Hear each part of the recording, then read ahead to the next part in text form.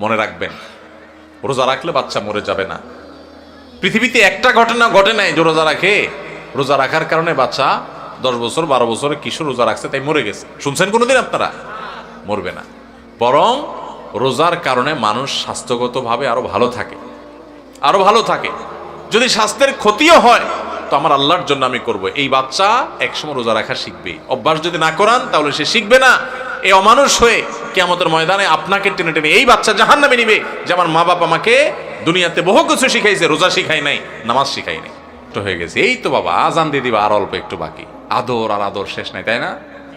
আর মুয়াজ্জিন আজান দিতে দেরি, তার খানার আর দেরি। বিশেষ করে বাসা বাড়িতে পোলাপান যখন 8-10 বছরের পোলাপান থাকে, রোজার অভ্যাস করে, তাই না? আজকাল অবশ্য অনেক অভিভাবক আছে পোলাপানরে রোজা রাখায় না, বরং পোলাপান রোজা রাখার জন্য কান্নাকাটি করে, আমি সারি খাবো, আমার ভোর রাতে ডাকি দিও।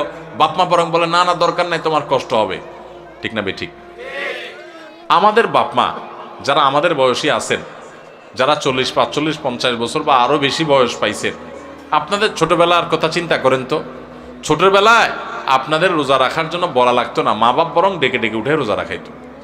আর এখন বাপমা পোলাপান রে এত আদর করে রোজা রাখতে দেয় না। বাবা রোজা রাখলে তোমার শরীর খারাপ হবে। আমি বলি শুনেন, পোলাপানকে এইরকম অতিরিক্ত আদর করে, আদর করা ভালো কিন্তু অতিরিক্ত আদর করে পোলাপানকে এক একটাকে ফার্মের মুরগি বানাইতেছেন। সব পোলাপান আজকাল কিসের মতো হয়? ফার্মের মুরগির মতো, নাদুস নুদুস, কিন্তু না বুদ্ধি শুদ্ধি আছে না শরীরে সেরকম শক্তি। আমরা ছোট থাকতে এই সমস্ত পোলাপানের চেয়ে বহুত বেশি শক্তি ছিল আলহামদুলিল্লাহ। দৌড়াদৌড়ি করতে পারতাম, ছুটাছুটি করতে পারতাম, গোল্লা ছুট খেলতে পারতাম। এখন পোলাপান, শহরের পোলাপান গ্রামের পোলাপানের সাথে লাগাই দেন, পিঠে ভূত বানায় ফেলেন। অতিরিক্ত আদর করে আপনি ছেলেকে ধ্বংস করছেন। মনে রাখবেন, ভোগ করার জন্য যোগ্যতা লাগে না। ভোগ তো গরু ছাগলও করতে পারে, কুকুর শুকুরও করতে পারে, পশু পাখিও করতে পারে। ভোগ করার জন্য যোগ্যতার প্রয়োজন হয় না, ত্যাগ করার জন্য যোগ্যতার প্রয়োজন হয়। বাচ্চাকে ত্যাগ শিখান, ভোগ শিখানোর দরকার নাই।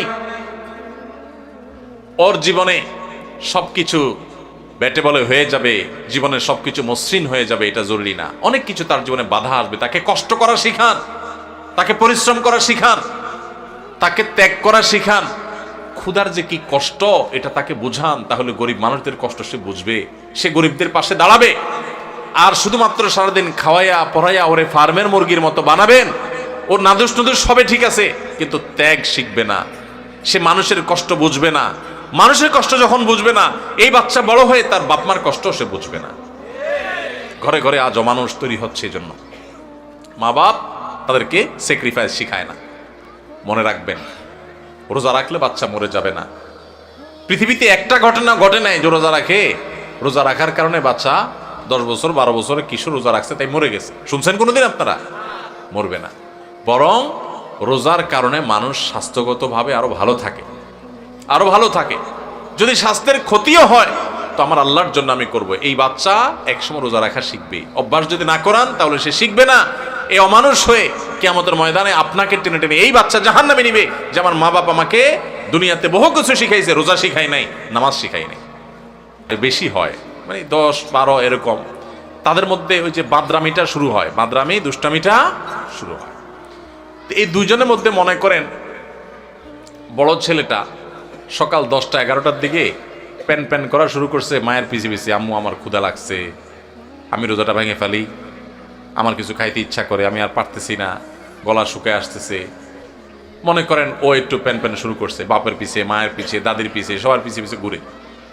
তো বাপমা যখন দেখে যে অনেক বেশি জ্বালাতন করতেছে, তো প্রথম হয়তো বোঝানোর চেষ্টা করে একটু কষ্ট করো, একটু সবর করো। যখন দেখে না ও বেসবর মানবেই না, তখন বাপমা যদি বলে ঠিক আছে আচ্ছা যা খা, তাহলে ও রোজাটা ভেঙে ফেললো। মনে করেন 10 বছরটা রোজাটা ভেঙে ফেললো, 8 বছরটা মনে করেন রোজাটা কষ্ট হচ্ছে তারপরে সে রাখছে। এরকম হয় না অনেক সময় ঘরে?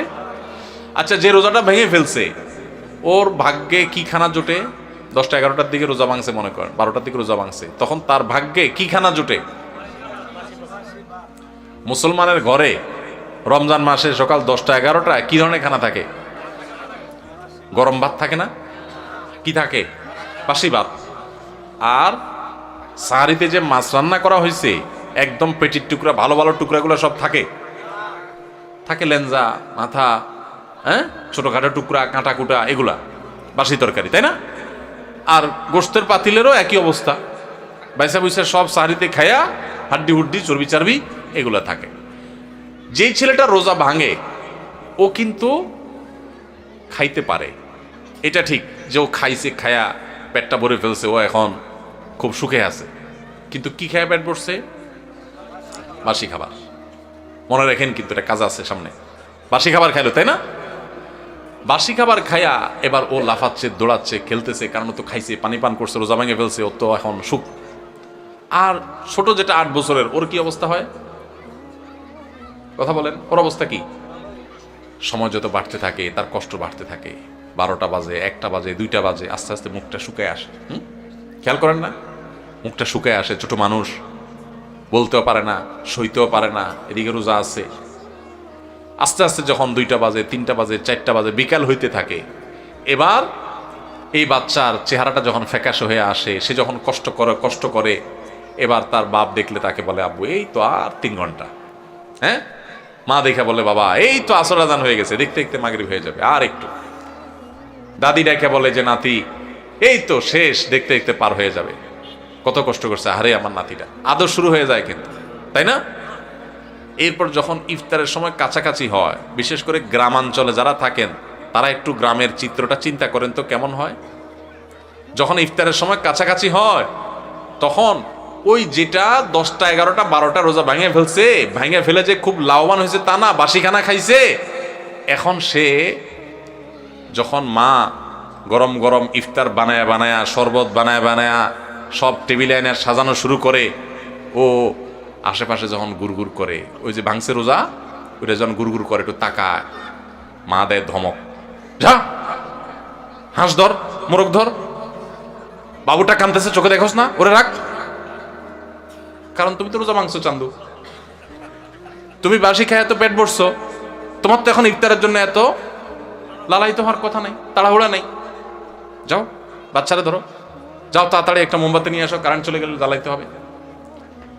তাহলে ও রোজা ভাঙে একটু বাসি খানা খাইছে একটু বাসি খানা, কিন্তু এখন দৌড়ানি খায়। বিকালে কি খায়? দৌড়ানি খায়। আর যেই ছেলেটা ছোট মানুষ, রোজা রাখছে, মুখটা শুকায় গেছে, আর আধা ঘন্টা বাকি আছে সূর্য ডুবার, ওর কি অবস্থা হয় বলেন? তাড়াতাড়ি তারে ডেকে এনে দাদি কোলে নিজের কাছে বসায় চেয়ারে, হ্যাঁ, বাবা হাত দেয় পিঠে, মা এসে চুমা দেয়, বাবা আমার কত কষ্ট হয়ে গেছে, এই তো বাবা আজান দিয়ে দিবা, আর অল্প একটু বাকি। আদর আর আদর শেষ নাই, তাই না? আর মুয়াজ্জিন আজান দিতে দেরি, তার খানার আর দেরি। মা শরবত আগাইতে, বাবা আগে শরবতটা মুখে নাও। দাদি খেজুর আগাইতে, বাবা আগে একটু খেজুরটা মুখে নাও। বাপে পেঁয়াজি ধরে রাখে, বড় আরেক ভাই বোন থাকলে তারা আপনার চপ ধরে রাখে, আরেকটা ধরে রাখে, একটার পর একটা খাওয়াইতে থাকে, তুই খা বাবা খা। আর ওইটা যদি কাছাকাছি আসে, দে ধমক, বাচ্চা কাঁদতেছে দেখোস না, পিছিটা ওরা ধর। হয় কি হয় না বলেন?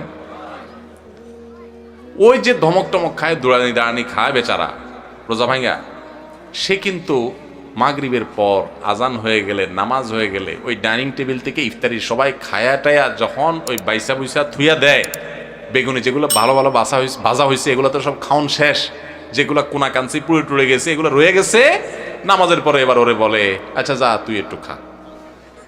ঠিক না বেঠিক? রোজা যে ভাঙছে, ওর কপালে খানা জুটে, কিন্তু সেটা সকালেও বাসি, বিকালেও। আর যে কষ্ট করে রোজা রাখে তার কষ্ট কিন্তু চেহারা কিন্তু শুকায় যায়, জিহ্বা কিন্তু শুকায় যায়, অনেক কষ্ট হয়। কিন্তু কষ্ট করে যদি সে রোজাটা রাখতে পারে শুধুমাত্র, তাহলে সূর্য ডুবার আগে থেকে তার আদর শুরু হয়, মায়া শুরু হয়, কদর শুরু হয়। সূর্য ডুবার পর তার তার খানার খানা, আদর আর আদর, যত্ন আর যত্ন। ঠিক না বেঠিক ভাই আমার? এটা রমজানের রোজাতে রোজা ভেঙে ফেললে তার পরিণতি কি হয় আমরা দেখাইলাম, আর যে রোজা রাখে তার সুফল কি সে পায় সেটাও আমরা দেখাইলাম। এবার আসেন, একটু আগে আমরা বললাম রমজানের রোজা হলো 14 ঘন্টা, 15 ঘন্টা, 16 ঘন্টার রোজা, আর আমাদের পুরো জীবনটা হলো সারা জীবনের রোজা। আল্লাহ। ইসলামিক ওয়াজ বাংলা।